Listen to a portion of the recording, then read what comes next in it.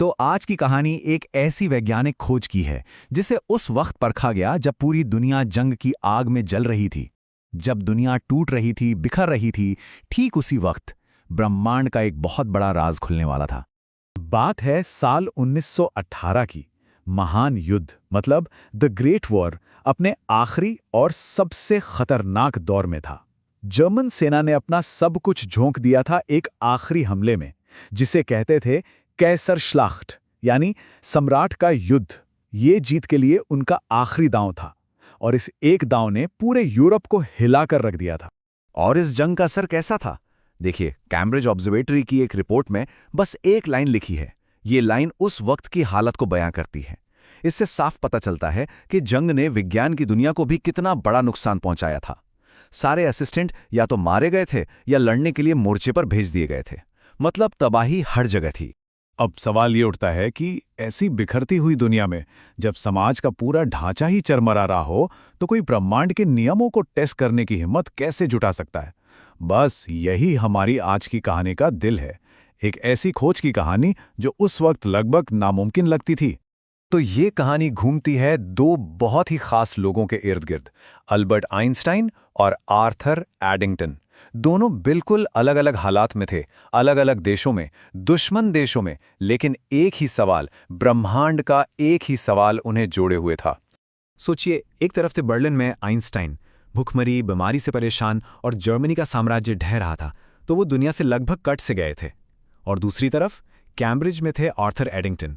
वो एक ऐसे ब्रिटेन में थे जहां हर कोई जंग की बात कर रहा था, और वो वहां अपने उसूलों और अपने काम के बीच जूझ रहे थे। असल में ये दोनों ही लोग अपने अपने तरीके से एक बहुत बड़ी लड़ाई लड़ रहे थे। ये लड़ाई थी राष्ट्रवाद की उस लहर के खिलाफ जो सब कुछ बहा ले जाना चाहती थी। तो ये सिर्फ विज्ञान की लड़ाई नहीं थी, बल्कि ये उनके अपने उसूलों और उनकी अपनी सोच की भी लड़ाई थी। आइंस्टीन के लिए तो बर्लिन किसी जंग के मैदान से कम नहीं था। एक तो वो भूख से परेशान थे, उनकी तबीयत भी खराब रहने लगी थी, और उससे भी बुरा ये था कि वो देख रहे थे कि कैसे उन्हीं के काम को, उनकी थ्योरी को राष्ट्रवादी प्रोपेगेंडा के लिए इस्तेमाल किया जा रहा था। उन्होंने बहुत कोशिश की कि अपने साथी वैज्ञानिकों को समझाएं, उन्हें इंटरनेशनल साइंस के लिए एकजुट करें, लेकिन वो कामयाब नहीं हुए। और कैम्ब्रिज में, वहां एडिंगटन की लड़ाई बिल्कुल अलग थी। वो एक क्वैकर थे, मतलब एक ऐसे धार्मिक समूह से थे जो शांति में विश्वास रखता है, किसी भी तरह के हिंसा के खिलाफ है। तो उन्होंने जंग में लड़ने से साफ मना कर दिया, और इसका नतीजा, उन्हें मिलिट्री कोर्ट का सामना करना पड़ा। लोगों ने उन्हें भला बुरा कहा, और यहां तक कि जेल जाने का खतरा भी सिर पर मंडरा रहा था। अब इसी सारी उथल पुथल के बीच आसमान में कुछ ऐसा होने वाला था जिसने सब कुछ बदल दिया। एक बहुत ही रेयर एस्ट्रोनॉमिकल इवेंट, एक मौका, आइंस्टाइन की उस रेवोल्यूशनरी थ्योरी जनरल रिलेटिविटी को टेस्ट करने का। और ये मौका था एक पूर्ण सूर्य ग्रहण। अच्छा, तो टेस्ट का आइडिया क्या था? आइडिया था ग्रेविटेशनल लेंसिंग का। सुनने में भारी लगता है, पर है बड़ा सिंपल। मतलब ये कि सूरज की जो जबरदस्त ग्रेविटी है, वो अपने पास से गुजरने वाली रोशनी को मोड़ सकती है, बेंड कर सकती है। तो अगर दूर के किसी तारे की रोशनी सूरज के पास से गुजरेगी तो वो मुड़ जाएगी, और हमें धरती से वो तारा अपनी असली जगह से थोड़ा सा हटा हुआ दिखेगा।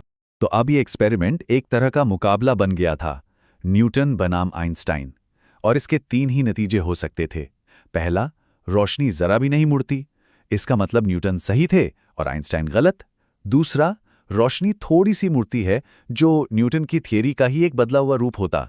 और तीसरा, रोशनी ठीक उतनी ही मुड़े जितनी आइंस्टीन ने अपनी कैलकुलेशन में बताई थी, 1.75 आर्क सेकेंड। तो दाव पर बहुत कुछ लगा था। एक मजेदार किस्सा है।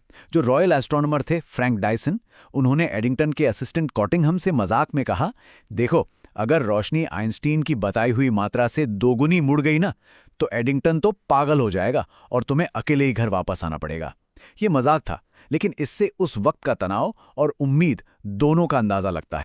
और अब कहानी एक एडवेंचर का मोड़ लेती है। दो ब्रिटिश टीमें निकल पड़ी हजारों किलोमीटर के सफर पर। मंजिल, ब्राजील और अफ्रीका। मिशन, इस ग्रहण को देखने के लिए ऑब्जर्वेशन पोस्ट बनाना।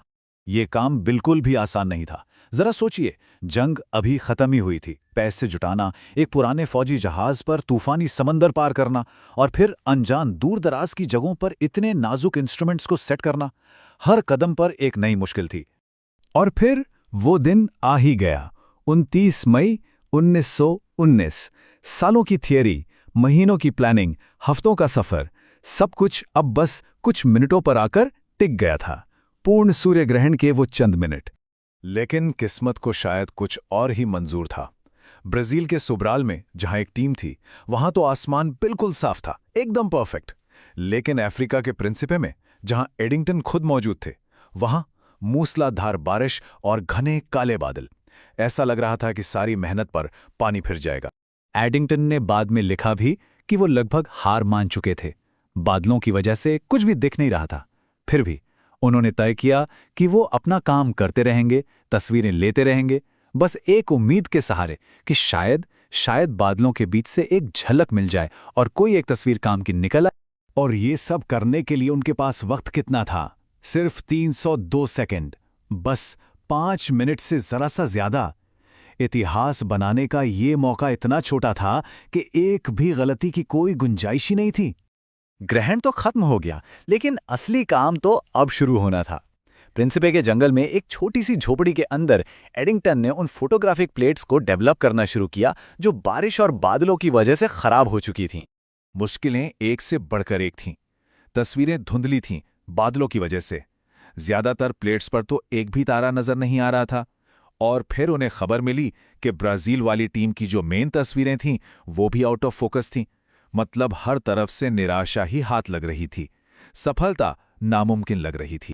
लेकिन फिर 3 दिन की लगातार बिना रुके की गई कैलकुलेशंस के बाद वो हुआ जिसकी किसी को उम्मीद नहीं थी।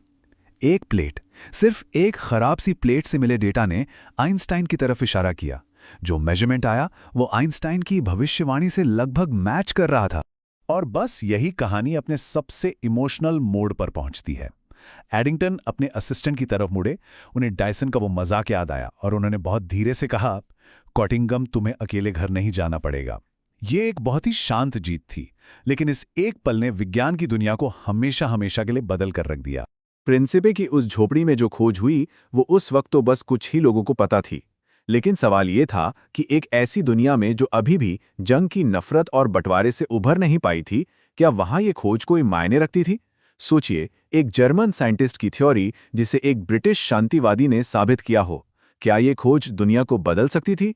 और बस इसी सवाल के साथ उस वैज्ञानिक और राजनीतिक क्रांति की शुरुआत हुई जो आने वाले समय में सब कुछ बदलने वाली थी।